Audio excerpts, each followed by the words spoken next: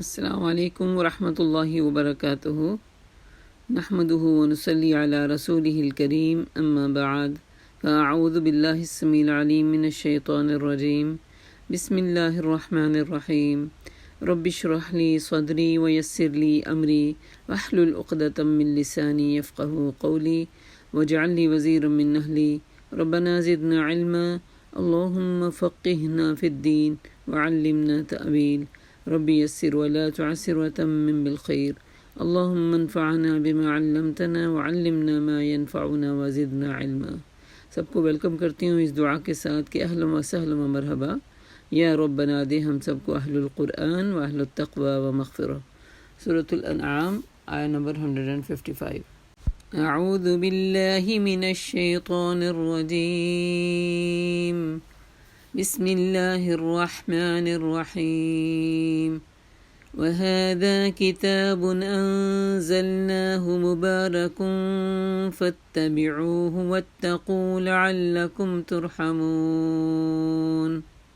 شروع کرتی ہوں اللہ کے بابرکت نام سے جو بہت مہربان اور نہایت رحم کرنے والا ہے۔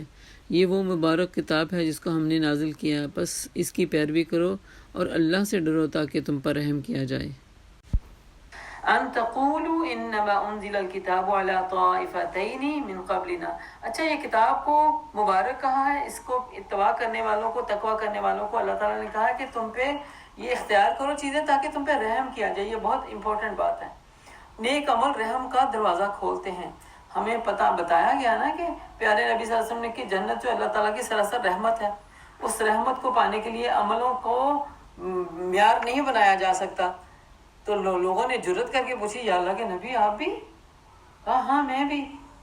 تو یقینی بات ہے، پس پردہ نیک عمل اللہ تعالیٰ کی رحمت کا دروازہ کھولنے کے لیے کی ہے، ٹھیک ہے؟ لیکن کبھی بھی نیک عملوں پہ اتنا ناز نہیں کرنا چاہیے چونکہ میں نے تو یہ ایک بڑا کام کیا اور اللہ کے ذمے پہ اس کے بدلے میں مجھے جنت ہے۔ کون جانتا ہے کہ ہم نے اس بڑے کام کے پیچھے پتہ نہیں کتنی غلطیاں کی تھی جس نے اس بڑے کام کو بھی ہڑپ کر دیا۔ اللہ کے نبی صلی اللہ علیہ وسلم نے فرمایا کہ مومن کو ایک بات اگر منہ سے کہہ جاتا ہے نا لا محالہ بھی، اور اس کو پتہ بھی نہیں ہوتا جبکہ کہ وہ کتنی اچھی اور اہم بات تھی اور وہ اس کو جہنم سے نجات دینے کا ذریعہ بن جاتی ہے، اور ایک بات جو بے محال کہہ جاتا ہے اور اس کو اندازہ بھی نہیں ہوتا کہ اس کا اثرات کتنا برا پڑے گا، تو وہ جہنم کے نیچے گڑھے تک پہنچا دیتا ہے۔ تو اس لیے ہم سب کو چاہیے کہ اپنے قول اور فعل اور عمل پہ دھیان دیں۔ اب تم یہ نہیں کہہ سکتے کتاب تو ہم سے پہلے کے 2 گروہوں کو دی گئی تھی، ہم کو تو کچھ خبر ہی نہ تھی کہ ہم کیا پڑھتے اور پڑھاتے۔ اب تم یہ بہانہ بھی نہیں کر سکتے کہ اگر ہم پر کتاب نازل کی گئی ہوتی تو ہم زیادہ جو نیک روح ثابت ہوتے۔ تمہارے پاس تمہارے رب کی طرف سے تو ایک دلیل روشن آ ہی چکی ہے اور وہ ہدایت اور رحمت ہے، اور اس سے بڑھ کر بھلا ظالم اور کون ہوگا جو اللہ کی آیات کو جھٹلائے اور ان سے منہ موڑے۔ جو لوگ ہماری آیات سے منہ موڑتے ہیں انہیں اس روگردانی کی پاداش میں ہم بدترین سزا دینے والے ہیں۔ اللہ کی آیات کھل جائے اور انسان کہے کہ نہیں میرا دل نہیں ابھی ٹکتا اس پہ، یا اپنے نفس کی سن کے اس کو بڑا کرتا رہے۔ اور یعنی بعض کو دیکھیں یہ شعور جو ہے نا، شعور یہ پیدا کرنے سے آئے گا، خود سے نہیں آتا۔ بعض کو تو اتنی اچھی باتیں انسان سن رہا ہوتا ہے لیکن دل کی کھڑکیاں کھول ہی نہیں پاتا وہ، کیونکہ ہمارے قانون ادھر سے سنا ادھر سے نکل گئی، دل سیل ہوا ہے۔ جو کہتے ہیں نا قلوبنا غلف، وہ دل غلافوں میں ہے۔ اللہ تعالیٰ ہمیں اس سے پناہ میں رکھے۔ جہاں بھی کوئی اللہ کی نرم اچھی سخت عمل کرنے والی سٹرگل والی بات ملے، ہمارا کام بننا چاہیے اللہ سے دعا کرتے ہوئے اس کی توفیق کے ساتھ کہ یا رب اطاعت کی توفیق دے دے۔ سمعنا واطعنا۔ کیا اب لوگ اس چیز کے منتظر ہیں؟ هل ينظرون الا ان تأتيهم الملائكة او يأتي ربك او يأتي بعض آیات ربك، کہ فرشتے ہی آ کھڑے ہوں ان کے سامنے، یا تمہارا رب خود آ جائے اور تمہارے رب کی بعض کھلی نشانیاں نمودار ہو جائیں۔ جس روز تمہارے رب کی بعض مخصوص نشانیاں نمودار ہو جائیں گی پھر کسی ایسے شخص کو اس کا ایمان کچھ بھی فائدہ نہیں دینے والا۔ موت ہمارا اینڈ ہے۔ موت کی وہ جو کہتے ہیں نا نزا کا وقت چھا گیا اور انسان سوچے کہ وہ اپنے مال میں بھی فکر رکھا یہ فلاں کو دینا اور اپنے عمل میں بھی کہے کہ بس معاف کر دے، تو وہ فائدہ نہیں دینے والی چیز ہے۔ جس نے اپنے ایمان میں کوئی بھلائی نہ کمائی، اے محمد صلی اللہ علیہ وسلم ان سے کہہ دیجئے کہ اچھا تو تم پھر انتظار کرو، ہم بھی انتظار کرتے ہیں۔ قرآن پاک میں ایک جگہ اللہ تعالیٰ فرماتے ہیں وَأَنفِقُوا مِمَّا رَزَقْنَاكُم مِّن قَبْلِ أَن يَأْتِيَ أَحَدَكُمُ الْمَوْتُ فَيَقُولُ رَبِّ لَوْلَا أَخَّرْتَنِي إِلَىٰ أَجَلٍ قَرِيبٍ فَأَصَّدَّقَ وَأَكُن مِّنَ الصَّالِحِينَ۔ اللہ کہتے ہیں کہ خرچ کرو اپنے رب کے دیے ہوئے میں سے، رب کے راستے میں، اس سے پہلے کہ تمہیں موت آ جائے۔ موت کا فرشتہ تم دیکھ لو دور سے آتا ہوا، لوگ تو نہیں دیکھ پا رہے ہوتے ہے نا، وہ دیکھ لیتا ہے۔ اور دیکھیں نا، بعض اوقات کہتے ہیں موت کا سکتہ تھا، اس پہ اتنا ٹائم چھایا رہا، اس کی بڑی بڑی آنکھیں کھل کے ادھر دیکھ رہی تھی اور وہ سٹپٹا رہا تھا۔ بعض اوقات اب تو یہ کیمروں نے چیزیں کیپچر کی ہوئی ہیں، تو انسان کو پتہ بھی نہیں چلتا پھر، اور اس میں جا کے کہے کہ اللہ اللہ مجھے مہلت دے دے، بس مہلت دے دے، اب میں ضرور سچ بولوں گا اور صدقہ کروں گا اور میں نیک لوگوں میں سے ہو جاؤں گا۔ ابو ہریرہ سے مروی ہے کہ ایک شخص نے پوچھا یا اللہ کے نبی کون سا صدقہ سب سے زیادہ افضل ہے؟ آپ نے فرمایا اس مال میں صدقہ کرو جو تمہیں صحت کی حالت میں ملا ہو، اور مالدار ہونے کی تم توقع بھی رکھتے تھے اس میں، اور فقر کا ڈر بھی تھا، اور اتنی دیر مت لگانا کہ جان لبوں تک آ جائے، پھر کہنے لگو یہ فلاں کا ہے اور یہ فلاں کا ہے، یہ فلاں کو دے دینا، یہ فلاں کو دے دینا، حالانکہ وہ تو فلاں کا خود سے خود ہو گیا۔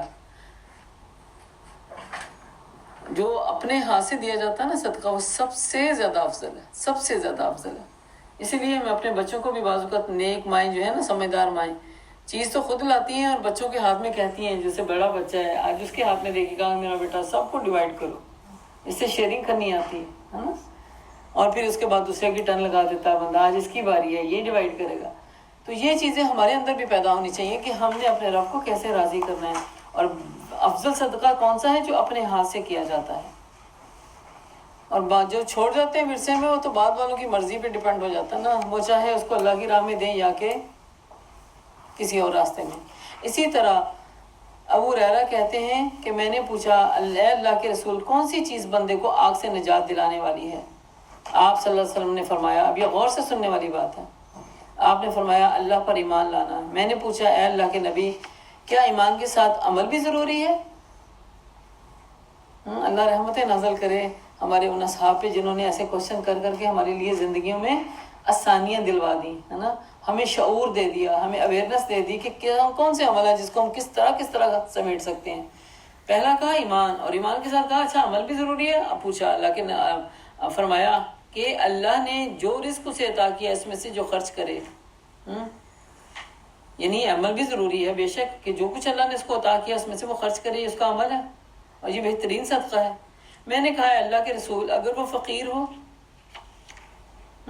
اس کے پاس دینے کو کچھ بھی نہیں، آپ نے فرمایا پھر وہ نیکی کا حکم دے اور برائی سے منع کرے۔ میں نے کہا یا اللہ کے رسول اگر ایسا نہ کر سکے، وہ عاجز ہو، یعنی اس کے پاس علم ہی نہیں، اسے آتا ہی کچھ نہیں کہ وہ کسی کو معروف کیا بتائے اور برائی سے کیسے منع کرے، اسے پتہ ہی کچھ نہیں ہے، اور برائی سے روکنے کی طاقت بھی نہیں ہے اس کے پاس، تو آپ نے فرمایا پھر کسی بے ہنر کو ہنر سکھا دے، جو کام تمہیں آتا ہے نا دوسروں کو سکھا دو، کوکنگ کرنی آتی ہے سکھا دو، اور کوئی کام کرنا آتا ہے تو سکھا دو۔ سبحان اللہ۔ میں نے کہا کہ وہ خود ہی بے ہنر ہو تو کیا کرے، یعنی اس کے پاس کوئی ہنر ہی نہ ہو، اس کی طاقت بھی نہ رکھو، کیا کرے؟ اور واقعی کچھ لوگ ایسے ہوتے ہیں جو کہتے ہیں ہاتھ پہ ہاتھ دھرے بیٹھے رہتے ہیں، بس وہ وقت کا انتظار کرتے ہیں کہ کدھر سے کچھ آئے گا تو کھا لیں گے، کدھر سے کچھ آئے گا تو پی لیں گے۔ اتنے بیکار لوگ جنہوں نے اپنی زندگیاں اس بیکاری میں گزاری، ان کا بڑھاپا اور سخت ہو جاتا ہے، کوئی پوچھنے والا نہیں رہتا۔ اس لیے ہمیں اپنے آپ کو بھی اور اپنی اولادوں کو بھی بچپن سے محنتی بنانا چاہیے۔ اب محنت کرنے میں جو لذت ہے نا اللہ تعالیٰ نے دی، اور خاص طور پہ اپنے ہاتھ کی کمائی میں جو لذت دی ہے، اور کمائی کرنے کے بعد جو آپ کو صدقہ کرنے کی توفیق مل جاتی ہے، اور کمائی بھی ظاہر ہے سورسز ہمیں اختیار کہا اللہ تعالیٰ نے شرح صدر دی ہے، کون سا سورسز اختیار کرنا ہے۔ کمائی صرف کمائی ایکول ٹو کمائی نہیں ہے، کمائی ایکول ٹو حلال ہے، حلال سورس کی طرف۔ تو نکمے اور بیکار لوگ تو دنیا میں بھی ذلیل ہوتے ہیں اور آخرت میں بھی رسوا ہوں گے۔ تو آپ نے فرمایا پھر کسی مغلوب یعنی مظلوم کی مدد ہی کر دے، ہے نا، یعنی اتنی دیکھیں کیسے کیسے صدقے کی اور نیکی کرنے کی اپرچونٹیاں انہوں نے پوچھی۔ تو میں نے کہا اگر وہ ضعیف اور مظلوم کی مدد بھی ان کی طاقت نہ رکھتے ہو تو آپ نے فرمایا اے ابو ہریرہ تو اپنے بھائی میں کوئی خیر ہی نہیں دیکھتا تو نے اپنے بھائی میں کوئی بھلائی چھوڑی نہیں، تو چھوڑنا ہی نہیں چاہتا.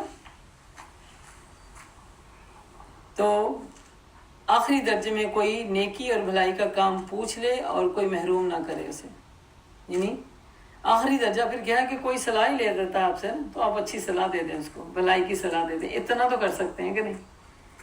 تو فرمایا ایسے شخص کو چاہیے وہ لوگ وہ. اور ایک اور آخری درجے کا کام جو لاسٹ جو اللہ کے نبی نے فرمایا وہ آخری درجے کا کہ وہ اپنی وجہ سے کسی کو اب تکلیف نہ ہونے دے. یہ تو کر سکتا ہے کہ نہیں، اس کا بھی شعور نہیں ہے اس کے پاس، اس کی بھی طاقت نہیں ہے.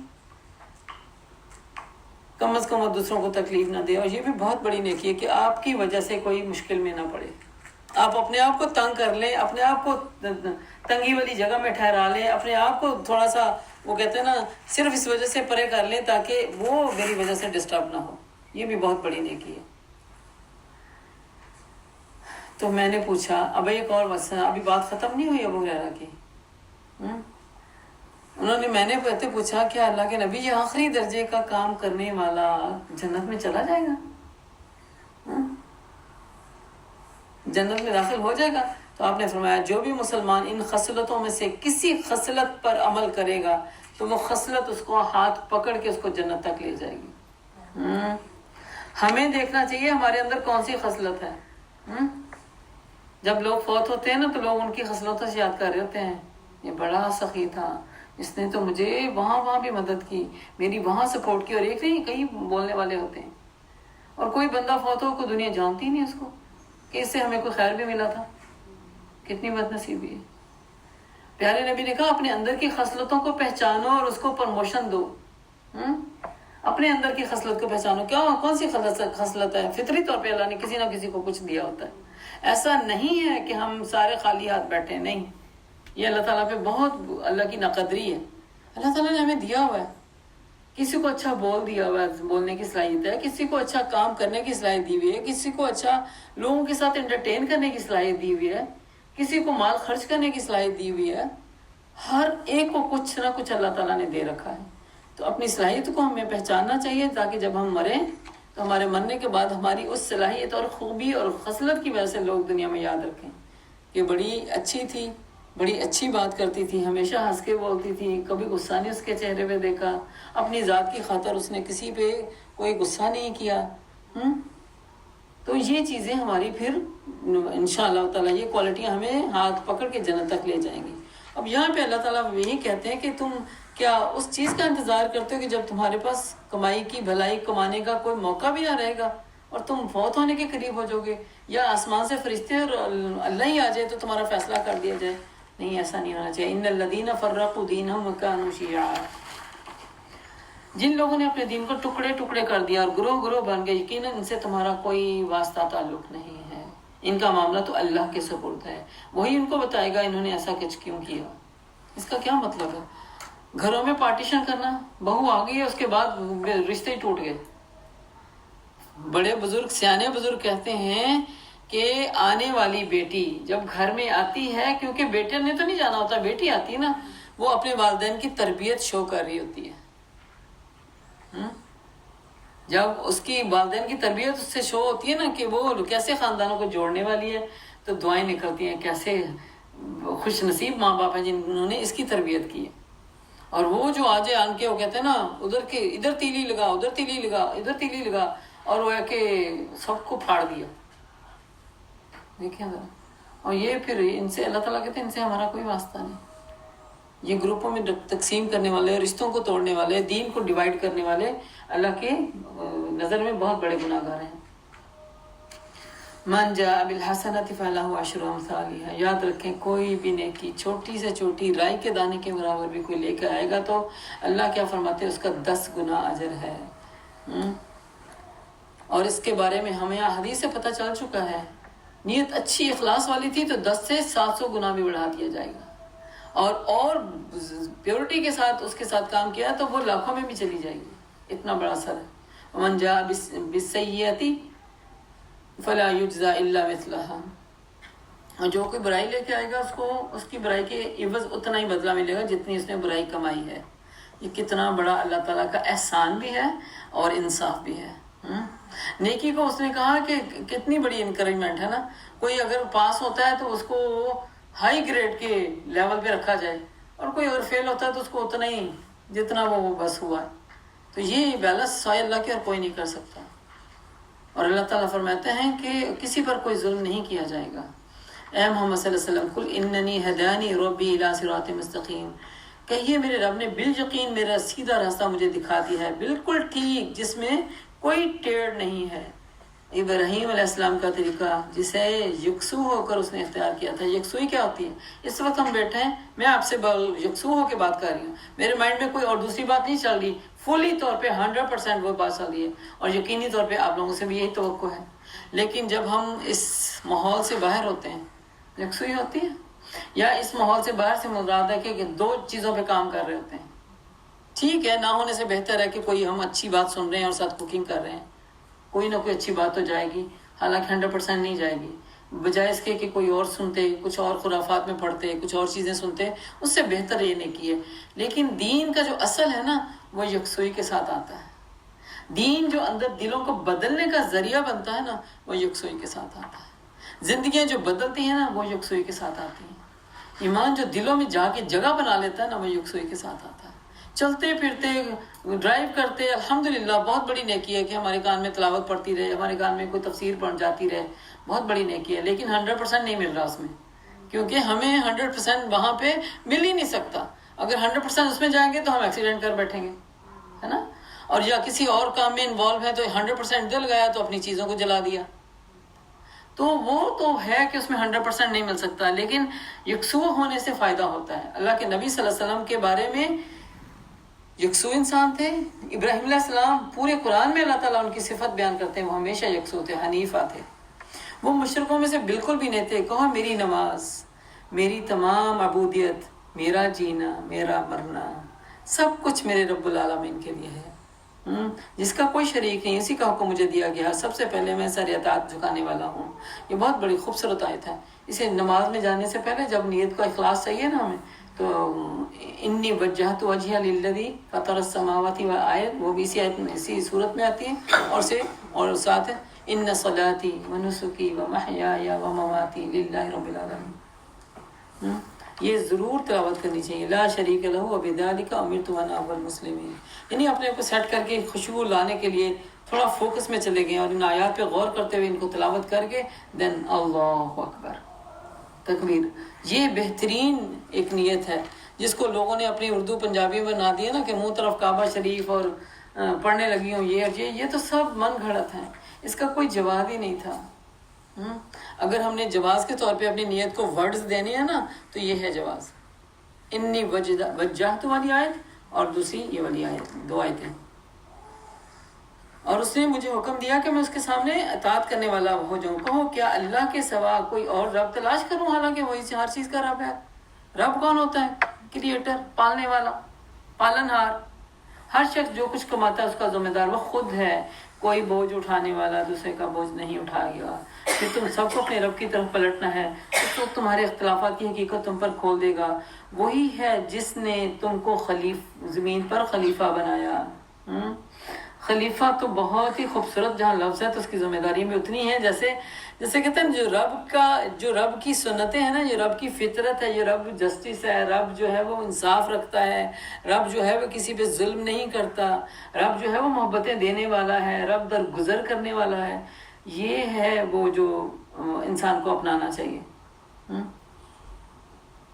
یہ ہے خلیفہ ہونے کی پہچان۔ جانشین اچھا جانشین کون ہوتا ہے؟ جو اپنے مالک کو پوری طرح پریزنٹ کرتا ہے۔ تو اللہ نے ہمیں جانشین بنایا، تم میں سے بعض کو بعض کے مقابلے میں زیادہ بلند درجے دیے تاکہ جو کچھ تم کو دیا اس میں تمہاری آزمائش کرے۔ بے شک تمہارا رب سزا دینے میں بہت تیز ہے، بہت جلد ہے، وہ بہت درگزر کرنے والا اور رحم فرمانے والا بھی ہے۔ سورت کا پیغام ہے، پوری سورت کا توحید جو ہمارے دلوں میں راسخ ہو جائے، شرک سے برات اور حقوق اللہ کے بعد حقوق العباد میں بہت زیادہ احترام، خاص طور پہ والدین کے ساتھ، اور پھر نعمتوں کا شکر اور تقوی کو اویل کرنا. وآخر دعوانا ان الحمد للہ رب العالمین. اس دعا کے ساتھ کہ الہی جو کچھ ہم نے اس صورت میں پڑھا ہے، سیکھا ہے، سمجھا ہے، اس میں عمل کی توفیق عطا فرما. یا اللہ حقوق اللہ کے ساتھ حقوق العباد کو احسن طریقے سے ادا کرنے والا بنا دے. یا اللہ ہمیں اپنے جانشین ہونے کا حق ادا کرنے والا بنا دے. یا اللہ ہمیں چنے ہوئے بندوں میں شامل فرما. یا اللہ تو نے جو بہترین خصلتیں ہمارے اندر پیدا کی ہیں اسے بہترین طریقے سے کام لینے والا بنا دے. یا اللہ دنیا میں پھیلے ہوئے شر سے ہماری حفاظت فرما، ہماری اولادوں کی حفاظت فرما، حاسدین کے حسد سے ہمیں بچا لے. یا اللہ تقوی کی زندگی عطا فرما، والدین کے ساتھ احترام کرنے والا بنا دے. یا اللہ تو ہم سے راضی ہو جا اور ہمارے ساتھ بھلائی کا معاملہ فرما. یا اللہ ہمیں سعادت کی زندگی اور شہادت کی موت عطا فرمانا. ربنا تقبل منا انك انت السميع العليم وتب علينا انك انت التواب الرحيم. سبحانك اللهم وبحمدك نشهد ان لا اله الا انت نستغفرك ونتوب اليك. السلام علیکم ورحمۃ اللہ وبرکاتہ.